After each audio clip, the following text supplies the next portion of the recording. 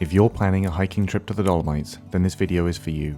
We're going to rank our favourite hikes, show you what each hike is like, and share what you need to know before taking on the trails. We've ranked each hike based on 5 factors, which add up to a final score so we can more easily compare them. We take into account beautiful viewpoints, scenic trail, effort to reward, fun, and uniqueness. Check out the description below for a ranked list of all the hikes we've completed around the world. Before we begin, let's take a look at where all these hikes are located on the map. The Dolomites is a section of the Italian Alps stretching across the provinces of South Tyrol and Veneto. All of the hikes are close enough to be day trips from the large towns of Cortina or Ortisei. Let's get started with our number 1 hike in the Dolomites, Lagazuoi. This mountain is an authentic adventurous playground, with many hiking trails, via ferratas for all skill levels, and stupendous scenery to boot. The mountain is also steeped in history, for it used to be part of Austro-Hungarian Empire, but after the First World War, Italy claimed it as their own. Reminders of this bloody war exist all over this mountain, as we found to our surprise on this hike. The Austrian elite military unit, the Kaiserjäger, built the via ferratas so that they could gain a vantage point that the enemy would struggle to reach. We took on the via ferrata named after the Kaiserjäger, which was a lot of fun. This is a perfect via ferrata for beginners since it's not too technical and there is never any real risk of serious injury, but you do get the sense of satisfaction for completing it. Walking through the World War I trenches, exploring the tunnels and machine gun nests carved out of the mountain was really interesting, and distracted us from our sore feet and aching legs as we descended. Given that the trail ascends the steep face of Mount Lagazuoi, your view over the valley is never obstructed. Whenever you need to take a break, and during this arduous ascent you will need many, there is always a breathtaking vista to look at.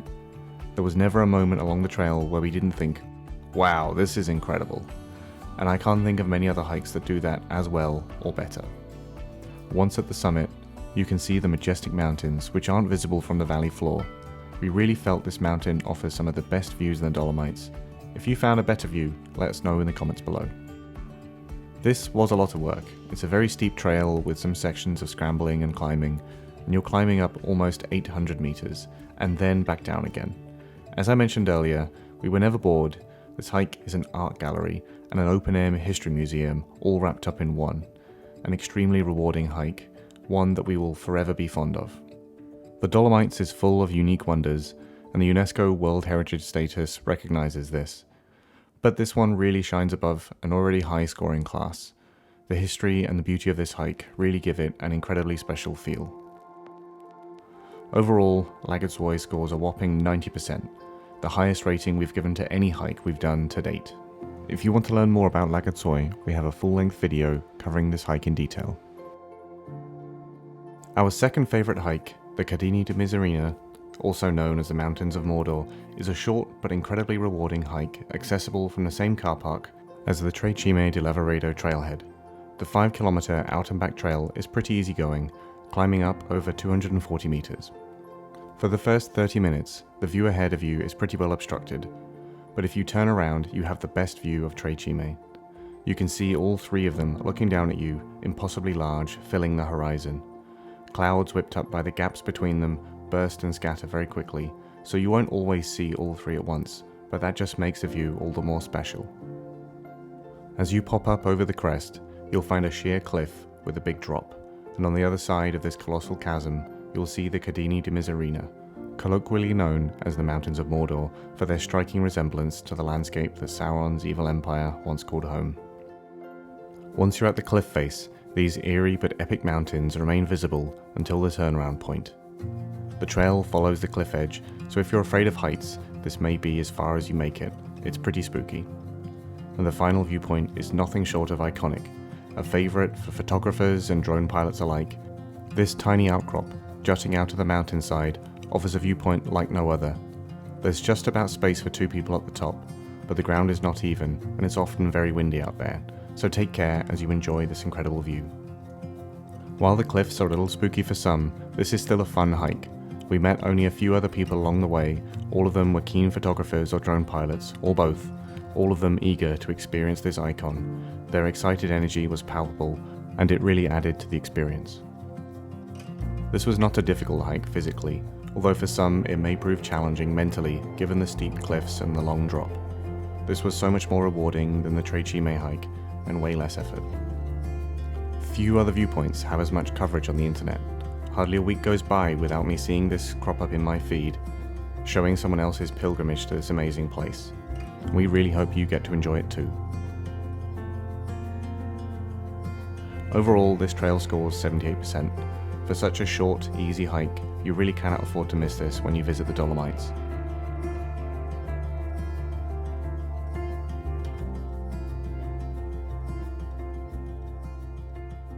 In third place on our list is the stunningly beautiful Seceda. This was definitely bucket list material for us, and a truly memorable experience. We started at the Ortisei station, purchased a 3-day pass for all of the cable cars in the Gardena Valley, and then boarded the first gondola we could. The gondola ride takes about 20 to 30 minutes to get from Ortisei up to Seceda station. The entire way up, we were wondering whether the weather would cooperate with us. After a nail-biting journey, we arrived at the Seceda station, where we found this incredible view.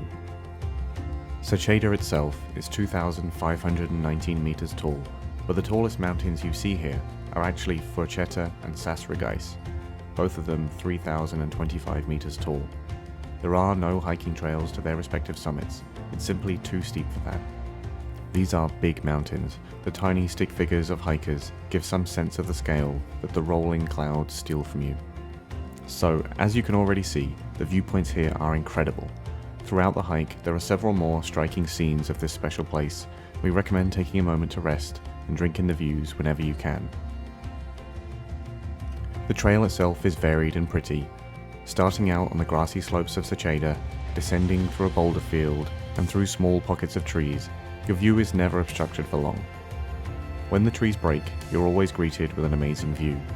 The final ascent, however, flows through some more forest and steep grassy slopes, and the views enjoyed at the start of the trail are largely blocked. This hike is no slouch. With over 500 meters of elevation gain, it is really hard work. The best views are at the summit, so you don't really need to do the hike to get them. The variety of views of this hike definitely add to the experience, but there is no climbing or scrambling. It's very much a standard hike, but with incredible scenery surrounding you all the while. As I mentioned earlier, we were very lucky with the weather. The clouds were moving so fast, and the majority of Seceda and the surrounding peaks were hidden.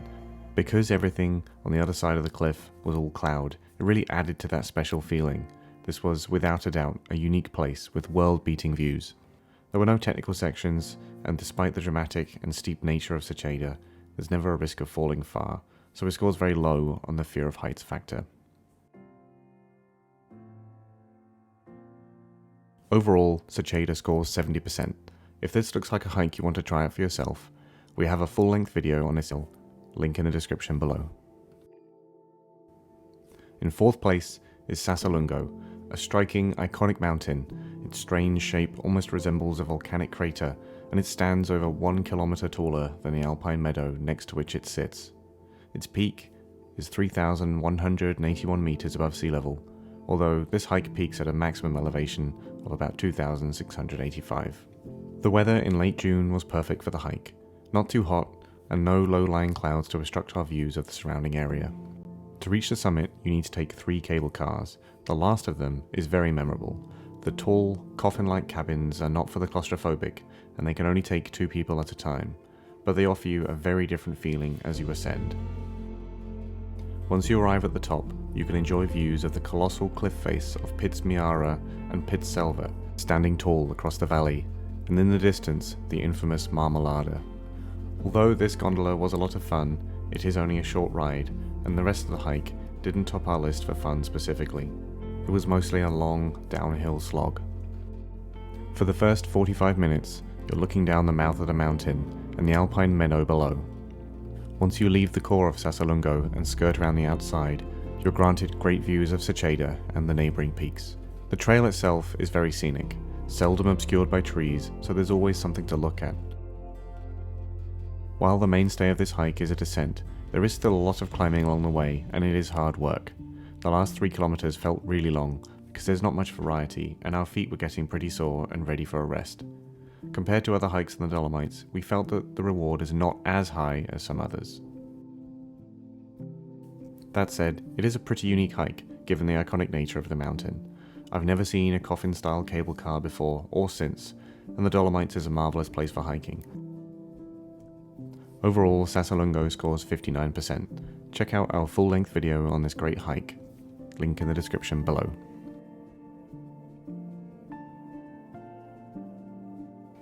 Next up is Gampen Alm. We've included this not because the hike itself was exceptional, but it was our first experience of hiking to and staying at a refugio, and we really wanted to highlight what a wonderful experience it was. Gampen Alm is a family-run refugio, accessible primarily on foot. We left our car at the Tre Alm parking lot and began the 4-kilometer hike. It was mid-afternoon when we started, and the first half of the hike was shaded by forest, with the occasional mountaintop peeking over the canopy. Around the 2-kilometer mark, the forest breaks, and it's all alpine meadows for the rest of the way. With only cattle for company, we basically had the views of these mountains to ourselves. The most striking part of the scenery is the reverse side of Seceda and Sassolungo. The clouds that clung to these cliffs when last we saw them were absent, and we could see just how dramatic this cluster of mountains really is. No longer an endless abyss, it was still spooky to think about the drop from the edge of the cliff we'd stood on just days before. The hike is not that difficult, but it is a constant uphill climb, gaining a total of just under 400 meters in elevation. There are other refugios further up the valley, but we felt that the extra 300 meters of elevation gain for what is essentially the same view was not worth it. Once we arrived at the top, we were treated to a 3-course meal of traditional Tyrolean cuisine.